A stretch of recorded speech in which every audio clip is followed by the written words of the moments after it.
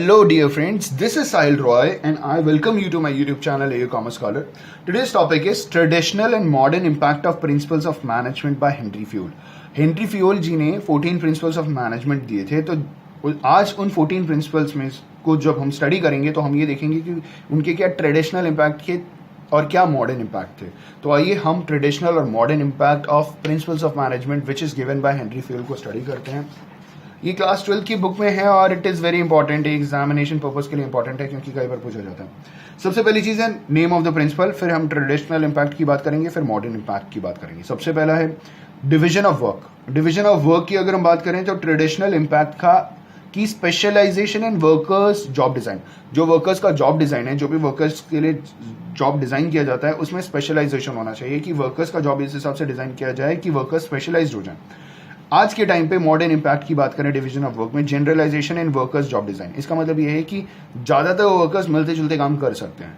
पिछली बार क्या था कि एक वर्कर एक ही काम कर रहा है, लेकिन आज के time generalisation of workers job design में क्या होता है कि एक वर्कर अपना भी काम कर सकता है, उसके साथ साथ किसी और का भी काम निपटा सकता है।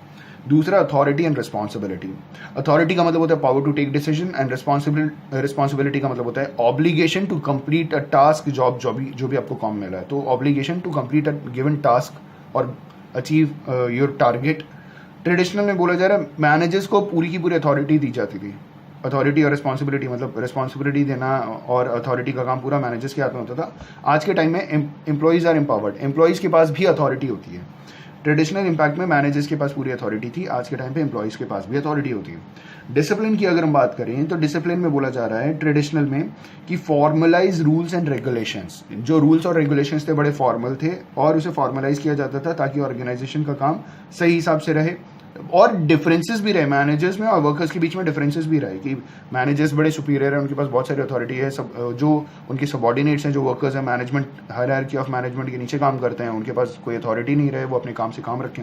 लेकिन आज के टाइम पे इन्होंने क्या बोला, इनफॉर्मल प्रेशर कंट्रोल।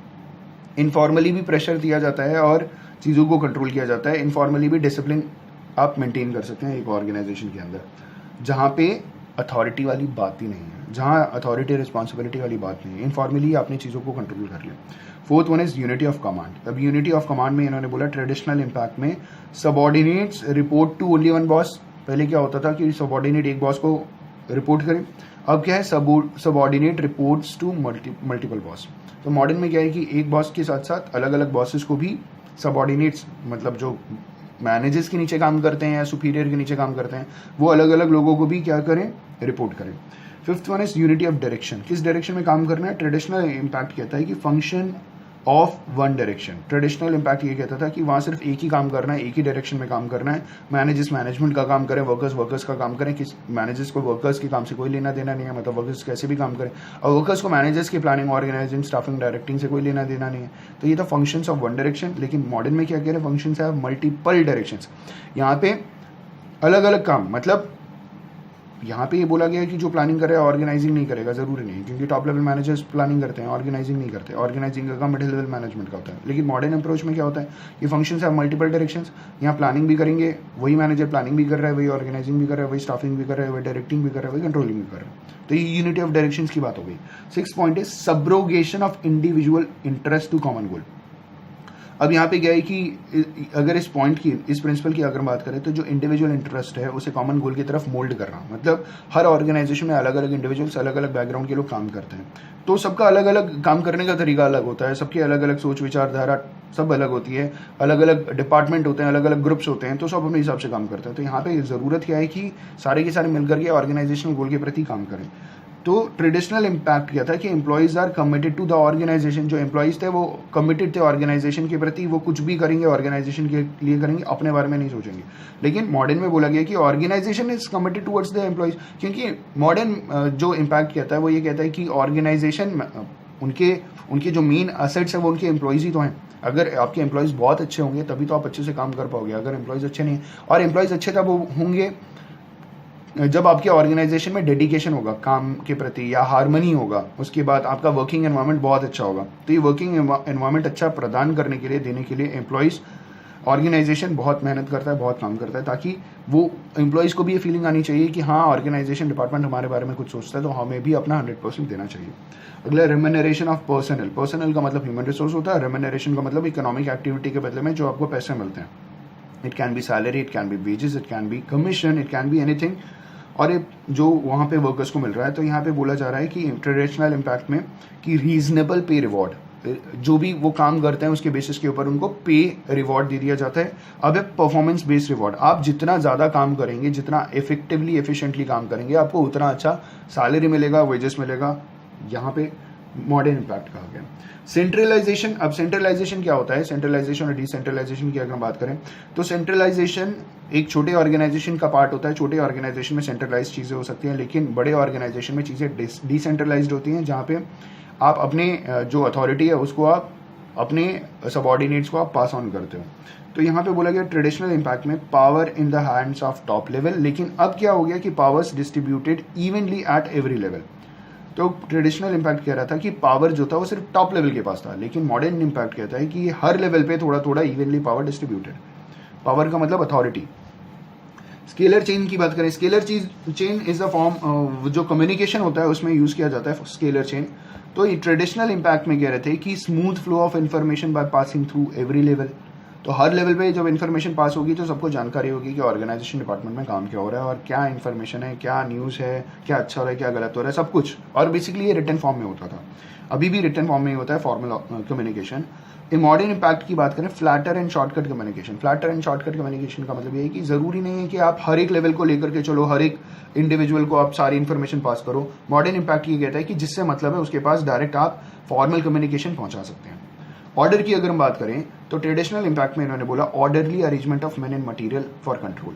अगर मैन और मटेरियल को सही जगह पे रख दें, मतलब अगर आपको मालूम है कि जो इंसान काम कर रहा है, जो मैन आपके ऑर्गेनाइजेशन में काम कर रहा है, वो कहाँ बैठता है, उसकी प्लेस क्या है, उसका ऑफिस कहाँ है, उसका टेबल कहाँ पे है, तो आप उस इंसान को बड़े आराम से ढूंढ सकते हो। और जो मटीरियल है, फैक्ट्री के अंदर जो भी मटीरियल्स रखे गए हैं, जो भी टूल्स रखे गए हैं, वो भी अगर सही जगह पे हैं तो आपको ढूंढने में दिक्कत नहीं होगी। मॉडर्न इम्पैक्ट ये कहता है कि orderly arrangement of man and material for coordination. इन्होंने बोला था कि सिर्फ अरेंजमेंट होना चाहिए, लेकिन यहाँ पे कोऑर्डिनेशन के लिए ये चीज़ें बहुत ज़रूरी हैं कि जब ज़रूरत पड़े तो मैन मटेरियल ढूंढ ले और काम रुके ना।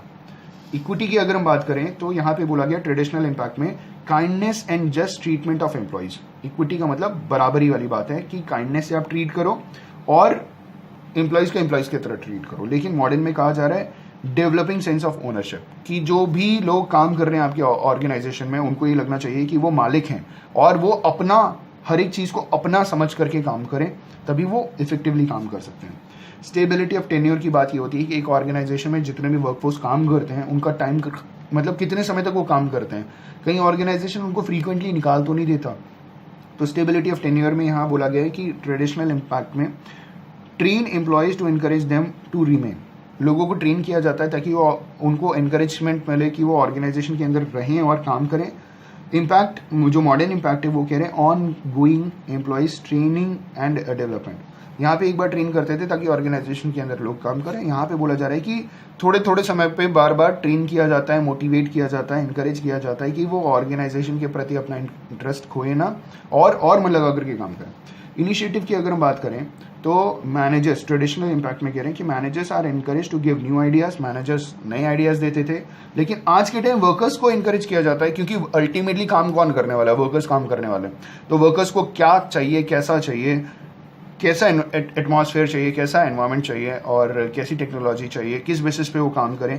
तो आज के टाइम पे एनकरेज किया जाता है वर्कर्स को कि वो अपने आइडियाज़ दें, जिसके बेसिस पे प्लानिंग की जा सके और पॉलिसीज़ बनाई जा सके ताकि वो अच्छे से काम कर सके। Esprit de corps traditional impact में कहा जा रहा है maintain high morale of managers. आज के टाइम पे क्या कहा जा रहा है कि modern impact maintaining high morale of employees. Esprit de corps मिलजुल करके काम करना, आप अकेले काम नहीं कर सकते, ग्रुप है, ग्रुप के साथ लेकर के काम करना है। तो ट्रेडिशनल इम्पैक्ट में कह रहे हैं कि हाई मोरल ऑफ मैनेजर्स, कि आपके अंडर एक पूरा बड़ा सा ग्रुप काम करता है, तो आप आपका मोरल हाई रहेगा। मॉडर्न इम्पैक्ट में कह रहे हैं maintain high morale of employees. तो जो मैनेजर्स होते हैं आज के टाइम पे कहते हैं कि भैया आप ही हो सब कुछ, जो वर्कर्स को कहते हैं कि आप ही हो सब कुछ, आपके बिना तो ऑर्गेनाइजेशन काम ही नहीं कर सकता। तो ये जो था, ये डिफरेंसेस की बात थी, ये ट्रेडिशनल और मॉडर्न इम्पैक्ट था principles of management which is given by Henry fuel. उम्मीद है आपको ये चीज़ें पसंद आई हो, ये डिफरेंस पसंद आया हो, ट्रेडिशनल और इम्पैक्ट और मॉडर्न इम्पैक्ट। अगर ये वीडियो पसंद आया तो लाइक शेयर कमेंट करना ना भूलें। Thank you so much, have a good day.